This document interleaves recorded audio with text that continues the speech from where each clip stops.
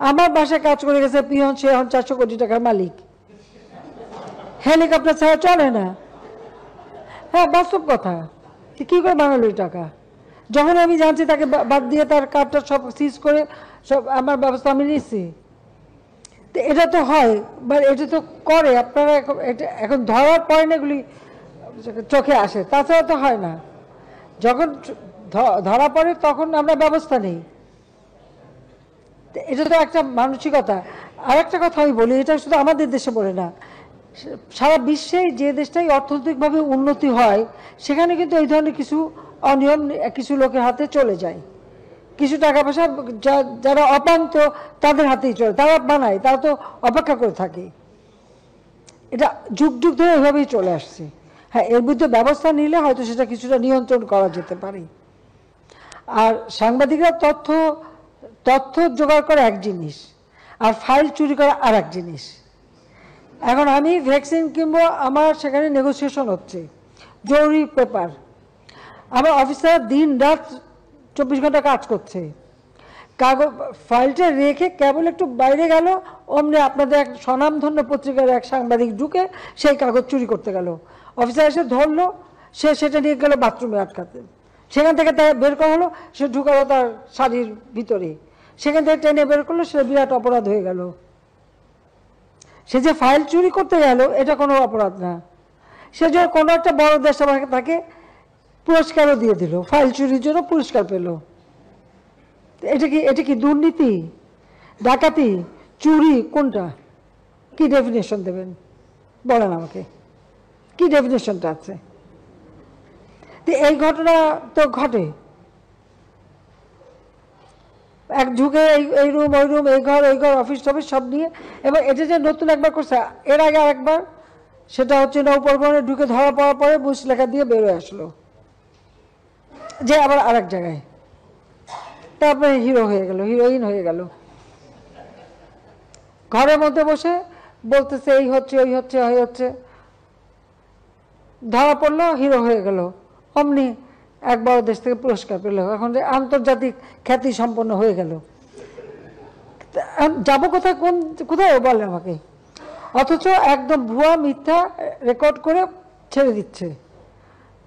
আর একটা মনে আছে, একজন এক বলে তাকে মানে ইয়ে করা হচ্ছে, তার উপরে পাশবিক অত্যাচার হচ্ছে, হ্যাঁ হচ্ছে, কোথায় দাঁড়ায় করছে? রাস্তায়। ওখানে আবার একটা সাইনবোর্ড, তাও দেখা যাচ্ছে, লাইট পোস্টও দেখা যাচ্ছে, সে ওটা তার মাথায় নাই যে যেখানে দাঁড়াচ্ছে গাড়ি থেকে অন্যটা ফেলে দিয়ে বলো তাকে নাকি এরকম করা হচ্ছে, কিন্তু পিছনে যে ইয়ে লাগানো সাইনবোর্ড আর ওখানে যে লাইট পোস্ট সেটা তার খেয়াল ছিল না, ধরা পড়লো। ওই ধরলাম কেন, সেটা অপরাধ হয়ে গেল, সেও পুরস্কার পেয়ে গেল। আমি ছেড়ে দিছি পরে অবশ্য, কিন্তু পুরস্কার তো পেয়ে গেল। তো এই তো মানে বিবেচনা। তা আমি যাবো কোথায়? আমি যা বলি সাচ্চা বলি, যেটা আমি দেখছি যে এই যে কী কারণে হিরো হয়ে যায়, আর আমরা তো জিরো আছি, কিন্তু আমাদের কোনো সন্দেহ নেই। তো তারপর আমার দেশের মানুষের জন্য কাজ করো, আমি করে যাচ্ছি।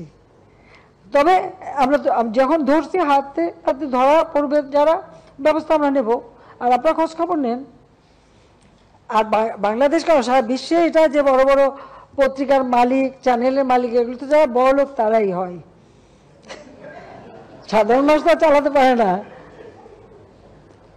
এটাও তো ঠিক, তাদের ধরতে গেলে নানা কথা শুনতে হবে, কিন্তু তারপরে আমি যখন আছি ছাড়বো তো না, অন্য কারোর কথা জানি না, আমি তো ছাড়বো না, সে যেই হোক।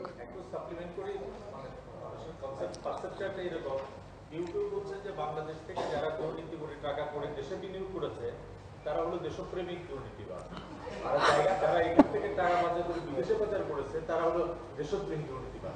মাননীয় প্রধানমন্ত্রী, দুর্নীতি হলো ড্রেন, ডান দিকের পানিও খারাপ, বাম দিকেও পানি খারাপ, কাজে দেশপ্রেমিক দুর্নীতিবাদ আর দেশদ্রোহী দুর্নীতিবাদ বলে কোনো কথা নেই। এটা একদম বাস্তব কথা।